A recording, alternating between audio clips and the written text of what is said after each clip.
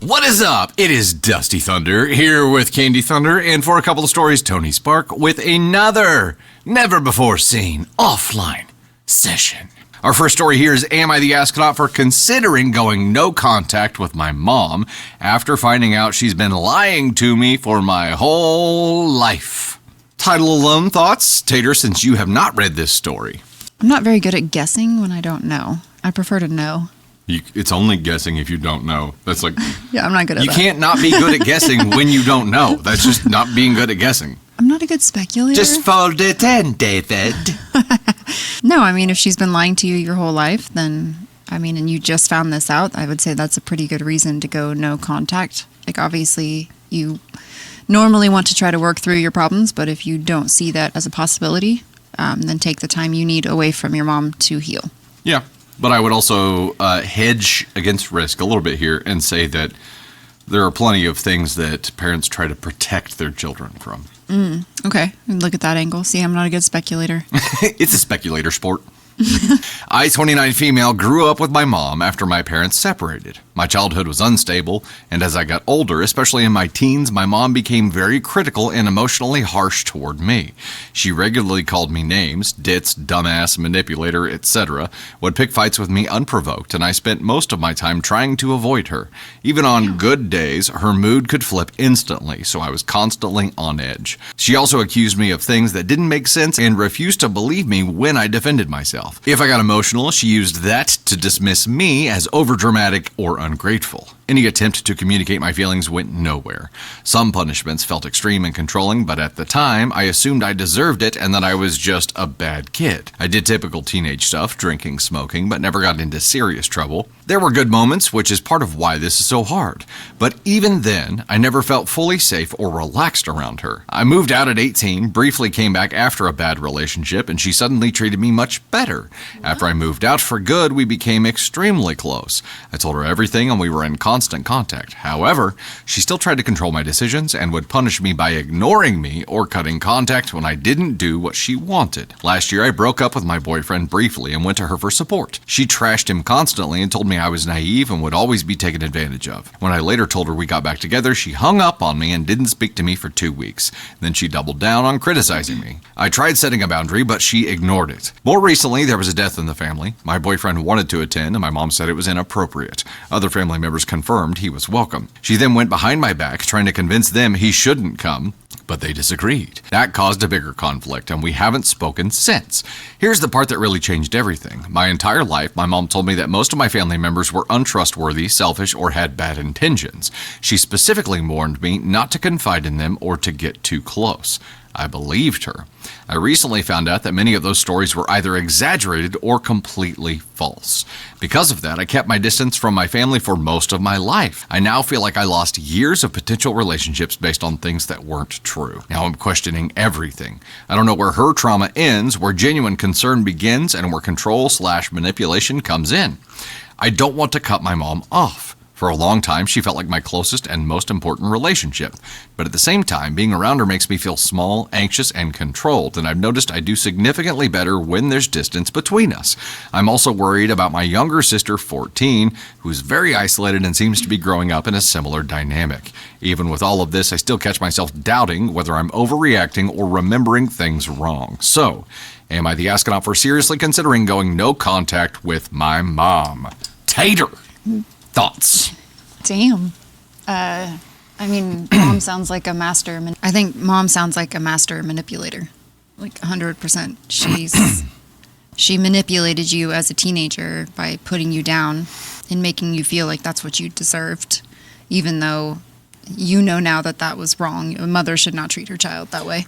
To what end? And I guess that's the big question. That's why I thought we were going to get a reveal of why she had done that specific thing in those teenage years, but I can infer, and it sounds like from everything you've told us about her to this point, OP, she desperately wanted someone to be on her side, always on her side. So she made you that person, and the only way she could make you that person is by cutting off anybody who could sway you to not be on her side, which means all of those people are untrustworthy. Don't trust them. Don't confide in them. Don't get too close. she was protecting herself by making sure she always had someone Right. in her corner, by making sure she created you as an echo chamber. OP, like you were her validation source, because she was the only source of information you were allowed to have. So the moment you choose to do something that benefits yourself, or you make your own personal decision, she gives you the silence, 2 weeks, no contact. It's control. Yeah. Yeah, and she's doing that because she's lost control. But then she reaches back out because she needs you in her life. And as a parent to child relationship, this is completely inappropriate and so far past the line. And I'm sorry that you experienced that.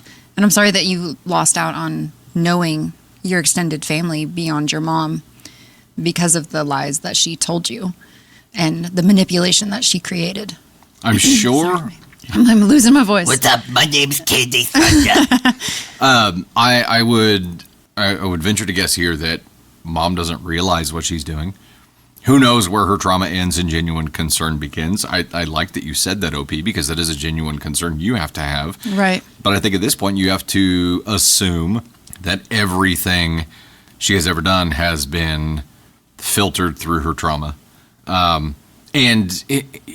You also made a very important observation here, and that was you do better when there's distance between you. Yeah, that's what I was going to bring up next. Too. Right. So, why would you choose to do worse? That's the question. I don't think there's any question that you need to keep the distance between you. There's no question that you do better without her. There's no question that she tried to isolate you for manipulation purposes. There's also no question she is going to do the same for your younger sister. So now it's not so much a matter of should I be no contact with my mom because she is an isolating narcissist who wants to manipulate everything she can. It is, how do I give my younger sister a rope to climb up of her own volition without alerting the narcissistic controller who is guarding her right now? Can you do that while being no contact with your mom, or do you have to have some kind of pseudo contact with her in order to perform this clandestine mission, right? Like how do you do that? I think at this point, you've made huge progress in the fact that you are aware that this is happening. Yep. And the awareness is the first step. And now the path forward, like you just mentioned, can be multiple things where you can, even if you need the proximity to your mom to still have a relationship with your sister, you can do that while being aware of what your mom is trying to do. Yeah. And you then can, I say manipulate the situation, but you can. I mean, you can manipulate it to your benefit. Well. Yeah. To your benefit to be able to help your sister. It's a means to an end until your sister is old enough to be able to escape this. And that is if you want to choose that path. You also have the option of alerting, family members and all this other stuff. Like, I don't know how that would go, but I think you would need a support network to be able to pull that off. My biggest concern doing that for her would be that she doesn't have the skill set to be able to get close to this black hole without getting sucked in. Right? And even OP right now says, even with all of this, I still catch myself doubting whether I'm overreacting or remembering things wrong, which is a gut check. That's completely normal. OP, like even after you make a discovery, it is completely normal to occasionally gut check yourself and be like, am I right? Am I remembering this right? And you got to think about this. You spent your whole life believing in this woman, and then it was revealed to you that it wasn't exactly what you thought it was. So it's perfectly natural to be gut checking yourself at this point and to question yourself. Good. That's healthy. You should be questioning things right now. That's kind of the whole frickin' point. But your sister doesn't have that choice right now. Do you want to give her that choice? I guess is question number one. And would you be able to get close with your mom without getting sucked into her bullshit in order to give your sister the rope to climb up? And I think including other people in your family as a support network with a common goal and mission here would be a very smart move. Yep. NTA for me. Absolutely. Okay. So it's, am I the astronaut for is, seriously considering going no contact with my mom? No, NTA, and I think this is the... you don't parent your children, your trauma does. Yep. And so whatever happened. But at the end of the day, we're still responsible for what makes us us. We're still responsible for the behavior that comes out of that. Yeah. So we have to figure out a way to understand it and move forward, or it's going to be like this and you're going to pass that damage on to your children. I don't know. I think a lot of people go into parenting with the baggage of trauma, but you have to want to change for your child. Yeah. You have to want to give them better than you had. And if you're just living in your trauma and wallowing in it, like, you're never going to be able to be on the other side. And oh wait, hold on 1 second. I'm going to read it. Candy Thunder's getting something. While she's grabbing that, a couple of thoughts. You are now self-aware, and you, with your gut check, can ask the question, is she purely a negative impact? Is 0 greater than -1? Does she have a positive impact to things? But also, we talk a lot about how everyone, and I would hedge that and say most people believe they're doing the right thing, right? Parents, most parents think they believe they're doing the right thing. They believe in what they're doing. I have no doubt that she believed the way that she raised you was the right thing to do, and that she had her reasons for thinking that. We may look at those reasons from the outside and be like, well, that's warped, that's fucked, that's not right. But whatever she went through led her to believe this was the right thing to do. Yeah. So on that note, it's, if you ignore the call, it will become anxiety. If you ignore the anxiety, it will become depression. If you ignore the depression, it will calcify into hopelessness. If you ignore the hopelessness, you will mistake relief for fulfillment. And once you mistake relief for fulfillment, you'll defend your prison like it's your home. And I think, like, we talk a lot about, like, threatening reality. And when you call people on their bullshit, you're threatening their reality. And Yeah. I think that's the perfect way. Like, you'll defend your prison like it's your home. Right. Yeah. And so, I mean, and we're not talking about The Walking Dead. No, but that applies great for so many season of things. The Walking Belief Dead. systems, right? That gets Yeah. into religion. That gets into people's political beliefs. It's, if you threaten their worldview, you're threatening the foundation of which they're able to function. And yeah, when your worldview gets a crack in the foundation, people lashing out and acting extremely is going to be expected. So Right. I would expect extreme caution, or I would suggest extreme caution for you, OP, no matter which way you proceed. Every step of the way, be aware. Be aware of your intentions. Be aware of the intentions and motives of those around you.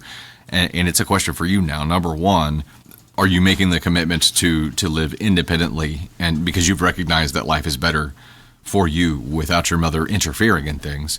Number two, are you willing to embark on a mission to try to give your younger sister a head start that you didn't have? And if so, are you willing to cultivate some help to make that happen?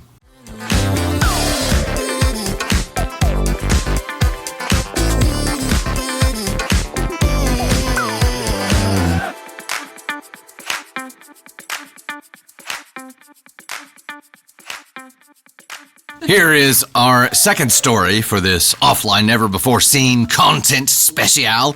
Am I the astronaut for speaking to my overweight assistant about her business lunch and making her cry? What? At the beginning of the year, I hired an assistant. We'll call her Amy. Amy is great at what she does, and I have already given her a raise because I felt she was underpaid for what she was doing. I'm working several large deals, so I gave Amy the lead on one of them. She did an excellent job. I set up a lunch appointment with a client on Friday. I told him I would bring Amy as she's been instrumental in their account. He did not have a problem with this. Amy was professional, knowledgeable, and did an overall good job. The client and I were both impressed, with the exception of one thing. The client and I both ordered burgers and fries. Amy ordered a steak well done, mashed potatoes, steamed veggies, and a side of soup. The client and I finished about the same time. It was another 15 minutes before Amy finished. Then the waitress came around and asked if we wanted dessert. The client and I both said no. Amy ordered cheesecake and coffee. I realized that I hadn't spoken to Amy about client lunches before, so after the meeting, I explained to her that it's best to follow the client's lead. If they order simple food, we order simple food. If they decline dessert, we decline dessert. If we want something afterwards, we can pick it up later.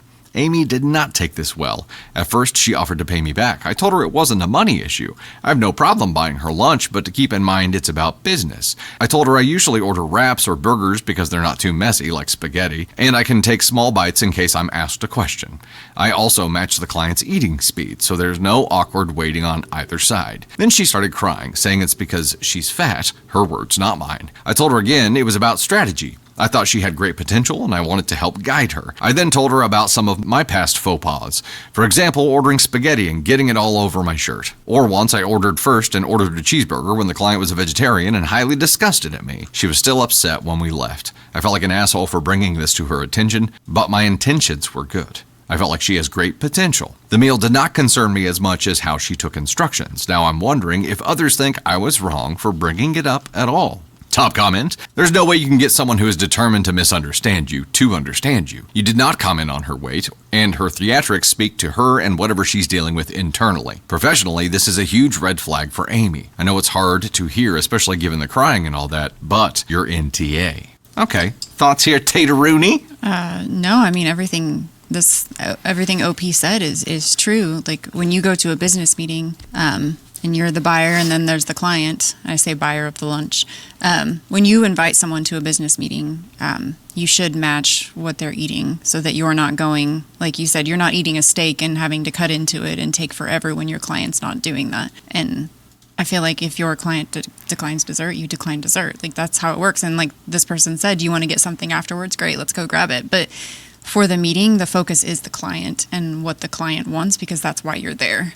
And I don't think it's wrong at all to do this, because you're not teaching her about eating habits. You're teaching her about a business practice. How to deal with clients. Yeah. I understand that side of it. There's also this element, though, where there's this decorum principle, where I feel like a lot of people put on a performance for their clients, and I have always been very against that. What is the performance? That is the performance is not being yourself. No, I don't think that's the issue here. This At is all. separate. I'm saying Yeah. this vein comes into that, but we've always been very true to ourselves when it comes to dealing with clients. Like, I'm going to make the same inappropriate jokes that I'm going to make in front of the team, in front of the clients. Like, it's going to happen. Because I want them to know me and understand me, because we're going to be working close together. There's that element of it, so I don't feel like we would ever have this kind of issue because of that. But this was a little overboard, right? Like, you are now inconveniencing your client because they're sitting there waiting on you. Yeah, I think that's the whole point of it, is that Yeah. the client is waiting on you, and that should never be the case when you're taking them out. Like, the focus should be on the business, not the meal. The meal is the sideshow. Right. And for Amy made the meal the focus. And I think if you want to go out and have like this amazing lunch and do all these things, you don't do that with clients. You do that with two coworkers, or however that looks. Or if you're training someone, like, do that with the person that you're mentoring, whatever. But you definitely don't do it with clients. The client is the show. Food is the sideshow, and it should always be kept that way. Yeah, I agree with that. And her response, immediately saying it's because I'm fat, that's her trauma speaking. Absolutely. And it's also to take it that way when that is not how you presented it is a professional red flag. Yeah. And I think it should be noted, because that's a huge overreaction to you being like, hey, no harm done this time, but in the future, this is how we like to operate, so that we can make sure that our focus is on our client. And saying that is in no way like taking a jab at somebody's weight. Like, that's not even remotely in the same ballpark. No, I do feel like if you work in an organization that's large enough to have an HR department, you probably have an obligation to inform them that this happened, because essentially the stage has been set for her to make this a weight issue if she wants to. She's already kind of alluded that any kind of comment about anything related to food would be translated as a weight issue and weaponized. So I would inform them and be like, hey, just a heads up, this happened. It wasn't intended that way. And you may take some guidance from them about how to proceed from here, because this is now a touchy subject. And now you have your first real red flag about this employee who has been rock solid otherwise. But I would also say that, like, there are people who are going to be great dealing face-to-face with clients. There are going to be people who are great behind the scenes, right? And this may be somebody who is a great behind-the-scenes person as a support person, not a front lines person. And that's okay. Those are completely different personality types, and maybe that's just how this person is made. No, I agree. I also, I don't feel like you can react this way at your job. Like, when you're given advice, like, I feel like this is, if your issues are so close to the surface that they're going to erupt at the mention of anything surrounding, like, a meal or food, like, that should be a sign for you that you have stuff to dive in on and and need to work on, because Yeah. clearly it's raw and it's ripe for the like it's there, and if anything touches it, it's going to send you into this meltdown, which cannot happen at work. Like at jobs, like bringing that personal aspect into it is, and not to say that you, like you said earlier, you can be yourself, you can be who you want, like who you are, but when you bring your trauma into the job, like it creates issues for everyone there. Yeah. Not just the person with the trauma. Yeah. It's a lot to digest. Yeah. Pun intended. You said a lot of things that were punny too. It was raw, meltdown. There was lots of A lot of food. lots of food puns in there. I'm very hungry. If I'm one of this coworker's friends and I hear about this story, I'm gonna be like, what the fuck did you expect? Ordered a well done steak and then dessert. Like what? Oh, the well done part. I forgot about the well done. What are you part. trying that to takes do? even longer. What are you trying to do? Like what? Anyway, NTAOP. You're in a delicate situation though, and I would loop in whatever support you can, because who knows where it's going to go Yeah. from here. Yes, but I don't know. Yeah, We all have our shit. we do, indeed. Yeah, so fun fact, we went to a client lunch one time, and the special was a brisket Philly. I love a good Philly. Who doesn't love a good Philly? So I'm like, yeah, I'll take the Philly, but can I get it with no peppers and onions on it? She said, no problem. Dusty ordered, I think, the same sandwich. One of the clients ordered the same sandwich. The other guy ordered another kind of sandwich. So we're sitting there eating it. The sandwich comes, and I can see there's like green on it. And I'm like, damn it. They put peppers on it. But being at a business lunch, as one would do, I was like, I'm not going to sit here and be like a toddler and pick apart my sandwich in front of the client. I'm not going to do that. So I'm like, I'm just going to suck it up and I'm going to eat it. Whatever. So I take a bite. I'm like, good sandwich. Great sandwich. Then I'm like, well, get another couple bites into it. I'm like, whew, damn, this is a little hot. Peppers are a little spicy. So I get like halfway through the sandwich and I am just sitting there chugging water. She comes back to the table with a pitcher of water. And she's like, would you like more water? I'm like, yeah, awesome. So I'm like trying to like listen to the client, trying to, jot down a note or two here and there. And I'm like, I am almost to the sweating point because I don't do spicy food. I'm not a spicy food guy. Don't do it. So I get the half of the sandwich eaten and I'm like, I look over at Dusty's sandwich and I could see the red peppers and onions, but I don't see any green. So I get to the second half of the sandwich and I pick up the bun and I look and it is jalapenos all up and down this sandwich. And I'm like, all right, I can't eat the other half of this sandwich. So like, I'm just like nonchalantly like trying to pick off them without making like a scene of picking apart the sandwich deal. But my mouth and lips, I am on fire. Like, I'm like, so I have now eaten half. She didn't say anything about there being jalapenos on it. Why would there be jalapenos on the Philly? I thought it was just going to be peppers and onions. I said no peppers and onions. There were no peppers and onions in it, but there was some spicy jalapenos on it. Jalapenos are peppers. I mean, yeah, and I those just, are peppers. I was on my mouth. I went through probably 3 or 4 glasses of water. Every time she came around, I was like, top it off. And then when she'd be gone, I was chewing ice. I was chewing because my mouth was on fire. That's the worst. And they're the fresh jalapenos too. They're not like out of a can, so they're fresh jalapenos. So they were hot. That is the worst, and you're trying to focus. I'm trying to focus. I'm trying to not make a scene. I'm sweating. My mouth is on fire. My nose is starting to run. I'm like, son of a bitch. Apparently, next time I just need to order a well-done steak, and I won't have this issue. There you go. Yeah, it's hard. Also, to that's a fuck that crime one. to order a steak well done. I agree with you. I'm a mid-rare guy, but Well done is like a hockey puck. to each their own. Yeah. To each their own.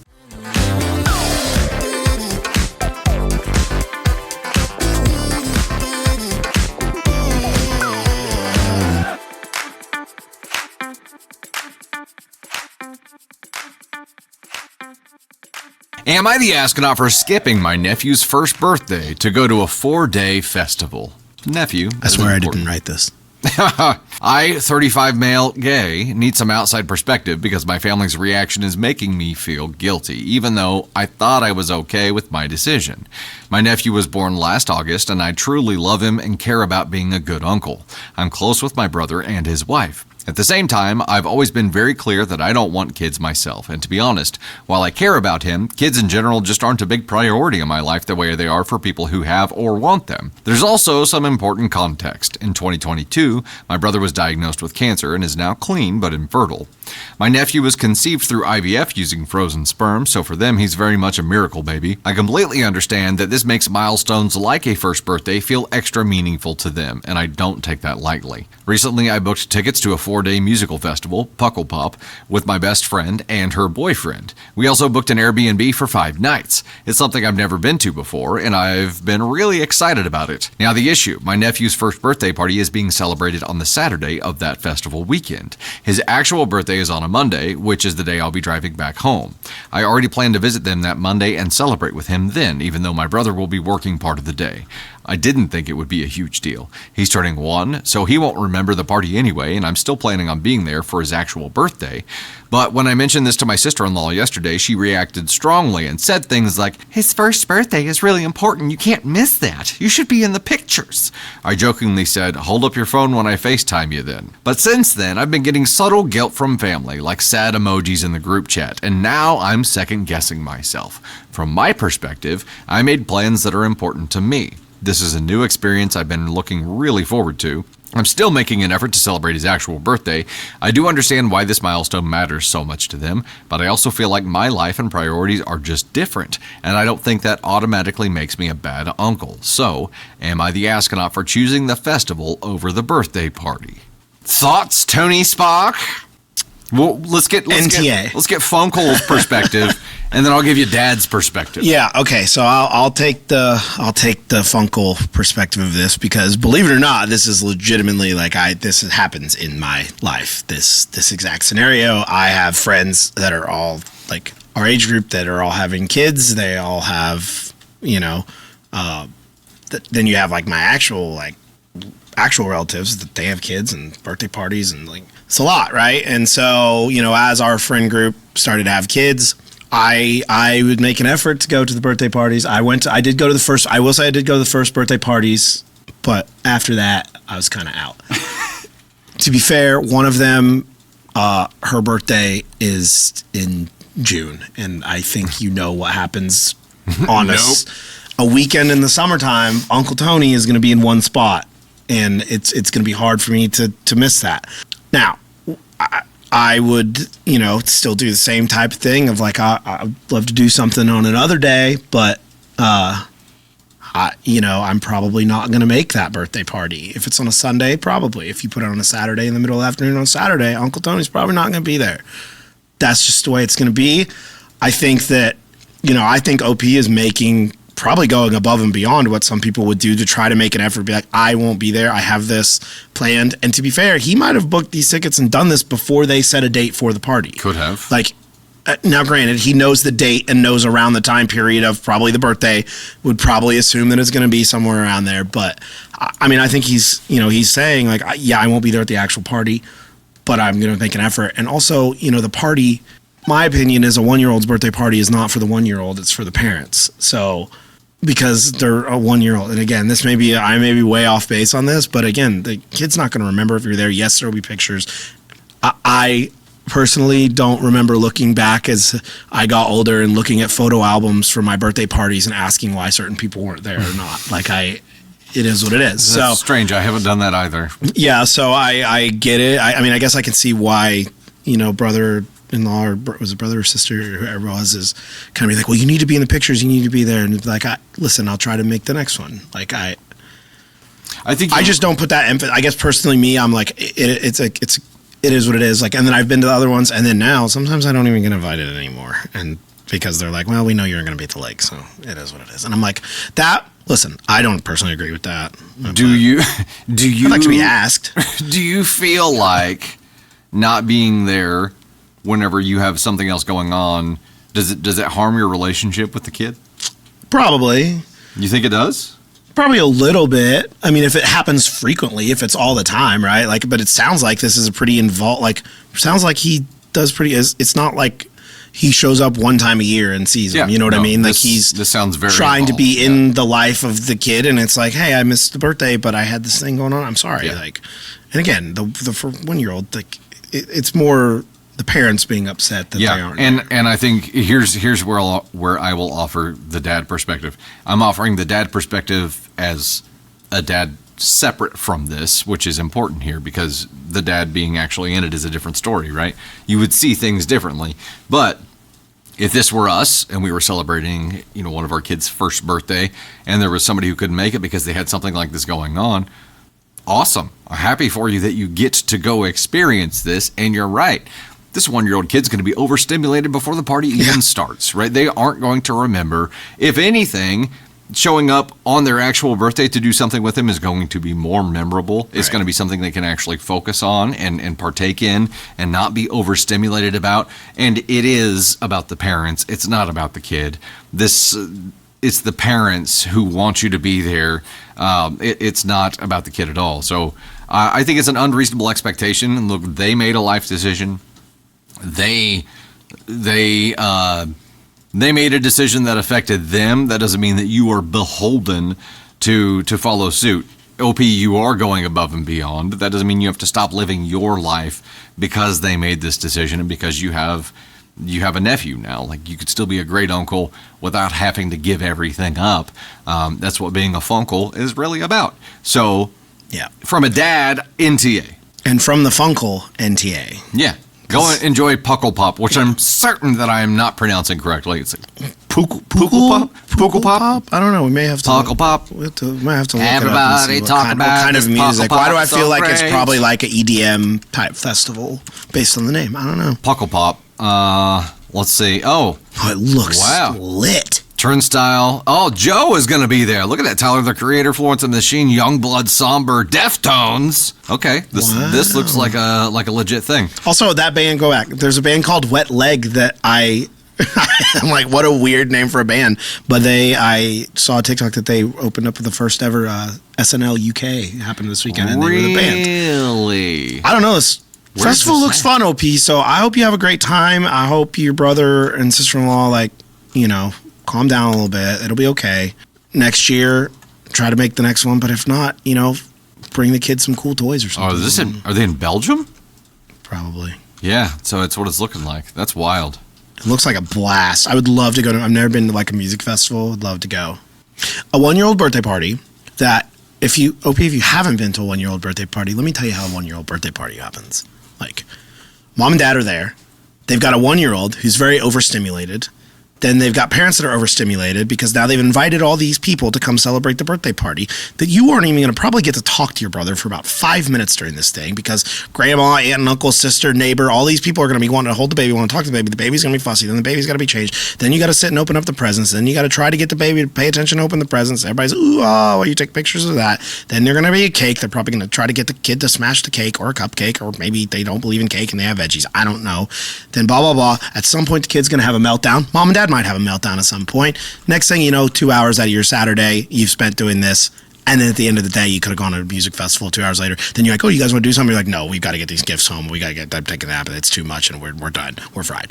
So here you've thrown away the opportunity to go to this for 2 hours of chaos, 5 minutes with your brother. Yeah. Don't feel bad. Puckle Pop. Puckle Pop all the way. Puckle Pop. NTA. NTA. There we go.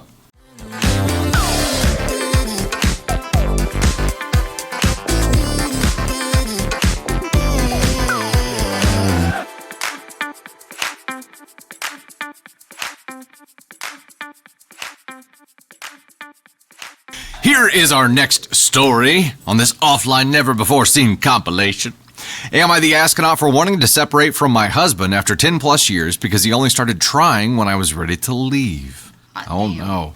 Oh no. I've been with my husband for over 10 years, married with kids. From the outside, we look like a strong, stable couple. And to be fair, he's a good dad and genuinely good man, but I've been unhappy for a long time. For years, I've asked him to grow with me. I wanted him to build confidence, have ambition, take initiative, be more of a leader in our home, especially spiritually, and take care of himself physically. He's always been very passive, kind, humble, slow to anger, but also very meek. He avoids confrontation, doesn't take charge, and doesn't really push himself.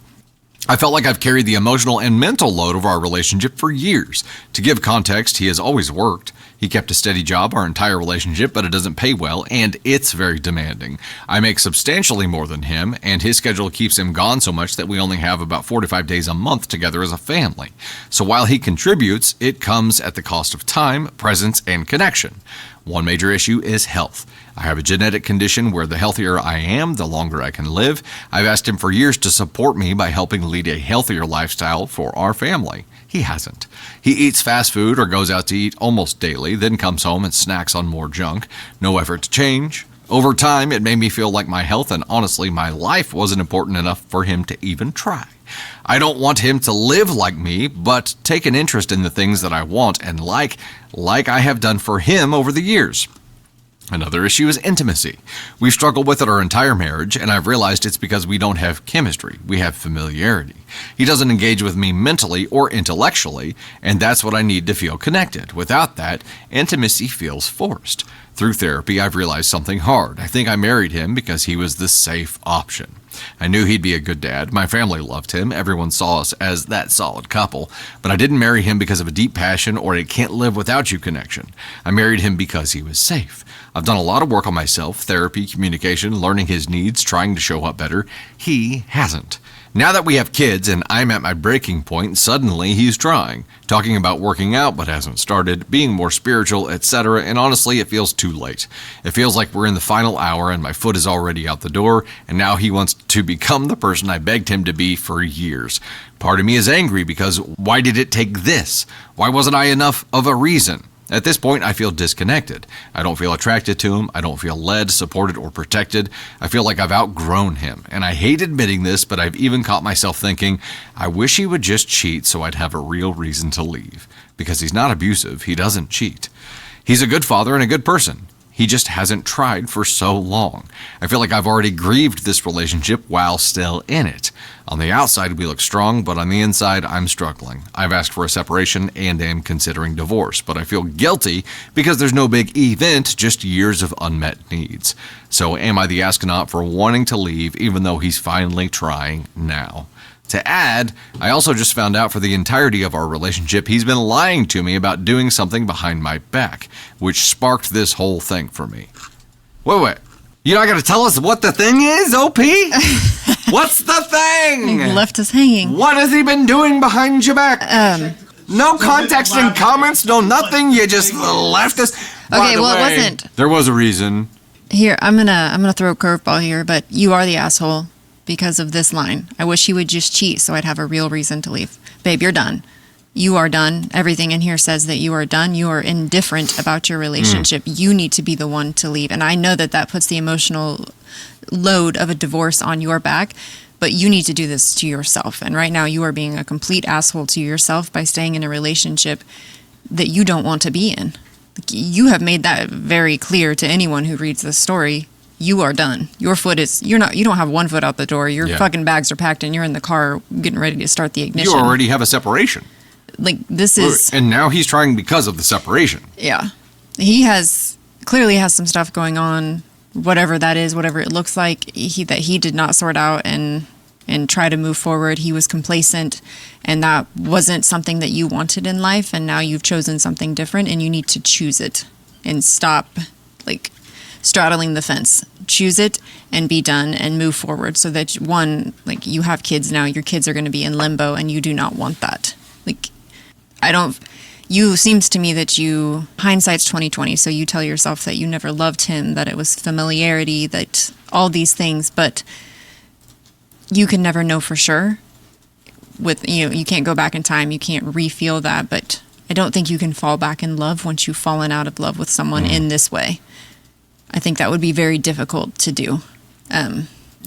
Speaking from experience, I think that is a very difficult thing to do, to reignite a relationship that has ended at indifference. Yeah, well, that's the end of the process, right? That's the last step. Right. Indifference. You are done. You went through the other steps of the process already. You said it yourself. You were grieving the relationship while you were in it. You're past that now. Yeah. You're not grieving anymore. You're just fucking done. And that's okay. And you said there's no big event that led to this divorce. There doesn't have to be.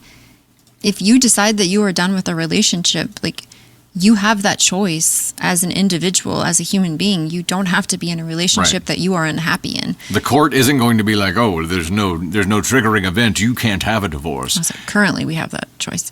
I would also challenge you a little bit here and say, you say there is no big event, but that's because your mountain was made of small rocks. Death by 1,000 cuts. Yeah, you can build a mountain with big or small rocks, and this one was built with small rocks over the course of a long time. I would also challenge you right now and say, what choice would you want your children to make if they were in this position? Right. Because the choice is stay in a situation that you know does not yield happiness, or exit that situation and try to find it on your own. But also, what has he been lying about? We want to know. What's I need the thing? tea. I need the tea. What's that? What do you think it is? We got to guess. Comments? It can't be. It's not please cheating. Help us guess. It's not cheating. So what? She says he's a good man. She said he told me he was doing 50 crunches a day and he hasn't been doing them for 11 years. Yeah, that ain't it. That ain't it. I also just found out for the entirety of our relationship, he's been lying to me about doing something behind my back, which Taking sparked this medication? whole thing for me. Maybe he's a dipper. You know what I mean? Maybe it's something as small as that. Oh, because Could he's be away like- from the home a lot, like Yeah. vaping type. It could be like, he thing. does. Okay. He has some kind of habit that he's said that he quits. He only just does away from home. Could It's be Chandler Bing with the cigarettes. It could be. Yeah. It could be. When in Tulsa. It could also be some kind of corn 2 big fat cartons. related thing. It could be. Oh, okay, yeah, for Could sure. be a gambling thing. It could be a lot of things. That makes sense. It could be a lot of things. But it doesn't matter what it is. At the end of the day, you have been unsupported. And even though you explicitly told him the things that you needed to be happy, he chose not to do those things. And that if you hadn't had told him, I may be speaking differently here. I may be saying like, hey, you can't expect people to read your mind and just be frustrated all the No. time and expect them to figure it out, right? Like, and especially as dudes, we appreciate having the information in front of us to be able to change something because we may be blind to it otherwise. That doesn't apply here because you explicitly put it in front of him and said, I need you to do this, I need you to do this, and I need you to do this. And he never did those things until it was too late, until he was feeling the pain from it because you already were out the door. You have a separation now. If he's waiting until a separation to start You're changing done. his shit, You did it. You waited too long. waited too long, and also that's not real change. That change won't stick because you know now once you went back, he would just slide right back into the old ways until you were Yeah. ready to leave again.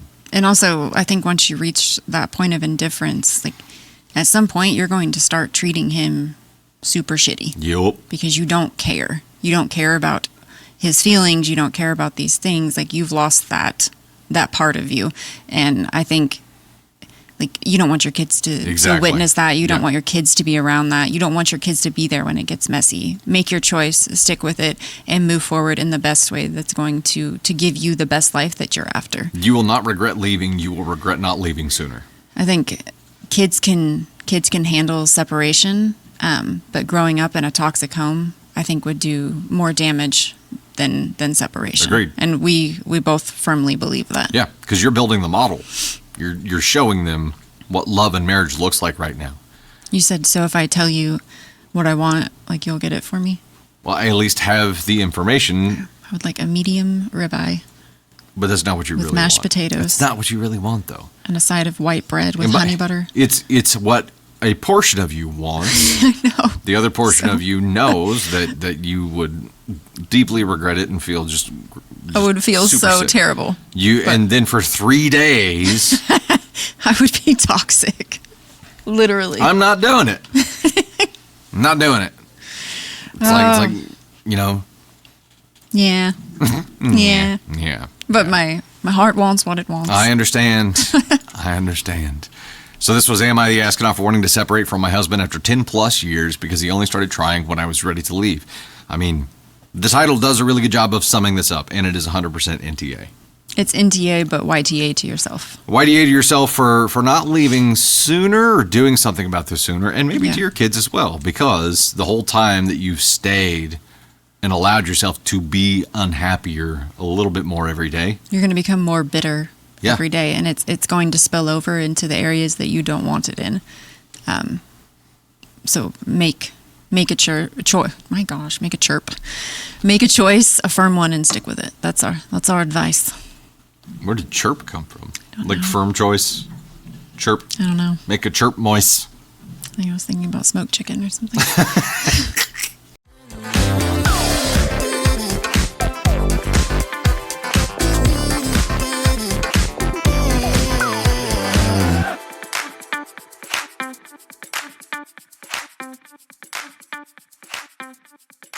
Okay, our final story for this offline never before seen compilation is neighbor's late night workouts kept waking me up, so I became his morning motivation. I live in a duplex with pretty thin walls. Overall, it's been fine until my neighbor Evan decided to turn his living room into a home gym. At first, I didn't even mind. People work out, whatever. The issue was when he worked out. This man would start at like 11:30 p.m. and go until 1 a.m. and not quiet workouts either. Dropping dumbbells, blasting music, doing what sounded like jump squats directly against our shared wall. The first time, I figured it was a one-off. It was not.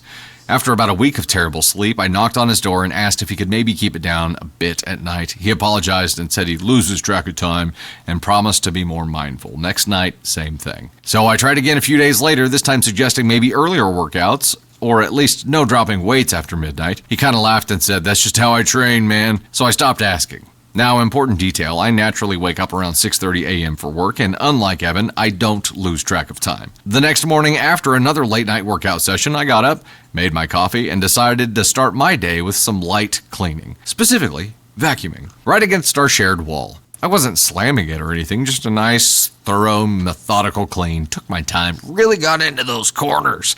Then I followed it up with moving a couple of chairs around. Again, nothing crazy, just enough. About 20 minutes in, I hear a very groggy knock on my door. Evan, looking half dead, goes, "Dude, it's early." I just smiled and said, "Yeah, I get up early. That's just how I start my day." He stared at me for a second, clearly putting it together, then just sighed and went back inside. Funny enough, the late night workout stopped after that. Now he works out around 7 p.m., and I sleep like a baby. Well done, OP. Nice. Well, you had to give him a taste of his own medicine, I guess. The only thing I would have done different here is not only would I be vacuuming and like bumping it up against the wall, but I would have the Eras Tour playing so loud to start my day, and I would be putting on a full Eras Tour concert while this is happening. Yeah, I think it's a good idea. You probably need I feel like he was too subtle with his vacuum. I would have had music blaring or something. I got a dog, had a dog barking or something too. I don't know. Like, I mean, come on, dude. You have to know if you're working out at 11:30 at night and being as loud. You're not in a gym. Go to the gym. Like, most duplexes have a garage too, so like, why not use the garage? well, maybe the garage was one of the shared wall. Maybe it was like, I don't know. I don't know, but like the living room was the shared wall. He chose the room that had a shared wall to work out in. Like, what are you doing dropping weights in your living room too? Seriously. I hope it's on a slab foundation. I was gonna say your landlord may not be thrilled about your workout routine here. Like, exactly. but yeah, I mean, just have some, have a little like common sense respect here. Like 11:30 at night to 1 a.m. in the morning, you think I'm not being loud? Like, and it's one thing, he's not just dropping weights and being loud working out, he's blasting music too. It's like, dude, I've never lived in a shared, like, I've never shared a wall. I only when in the dorm room I have, but that, like, I would think that there should be like an etiquette. Yeah, Caden Thunder says it sucks. I would think there should be like an etiquette here. Like, oh, there is, but people don't follow it very often. Based on the amount of stories on Reddit, I don't know that there's a lot of apartment etiquette. Look, there's etiquette in general, and I feel like every year that etiquette just gets a little more rare. You know what I mean? Probably. Maybe that's me becoming a crabby old man. But look, Probably. I think etiquette is just one of those things that people don't really give a fuck about anything other than themselves now. That's just how it is. That's just the way it becomes a little bit more for a lot of reasons. But OP, I feel like you chose like the most conservative path to making your point. And luckily it got through. Luckily you didn't have to engage in a battle, and maybe it would have become a battle if you had done it more brazenly, right? That's true. But I was going to say, I just feel like it was such a kind of a polite revenge. Yeah, it really was. I can't even call it petty revenge. Yeah, it's it was just very polite. Yeah, this is the kind of revenge they teach in etiquette class. But I'm glad that Chad, Evan, Basically, same thing. Gym bro, changes workout time for you. Hopefully, you can get some nice shut eye now. Yeah, and now you don't have to wake him up at 6:30 a.m. with vacuuming. But doing the karaoke session while vacuuming next time, I feel like Yeah, I mean that's 100% what you got to do. yeah. Yeah, he needs to wake up and the first thing he hears is, do you know the words of this verse, or do you know the words? Or I haven't watched it in a while. Sorry. Wow. Could you give us a little bit of a preview of what it would be like? I'm drunk in the back of the car, Keep going. crying like a baby coming home from the bar. Oh. Do you know the choreography with it as well? No. Just to keep you and I. I mean, look, technically, into the garden gate. if you stood up right here, to see my vein. Oh. It could capture. I know, but it's really. I mean, the choreography for that is just kind of her just going like this and like back and forth, isn't it? Oh, hi. Tony Sparks is going to put on a show for us. But do you know the words to that bridge? Prove it. Peak moment. That was one of the. That was a core.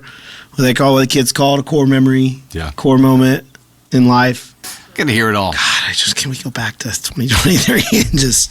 Oh, what have we done? What have we done? Okay, that is it for us. Thank you so much. This has been yet another edition of the offline special edition, never before seen because it wasn't done live, story compilation. We'll see you next time.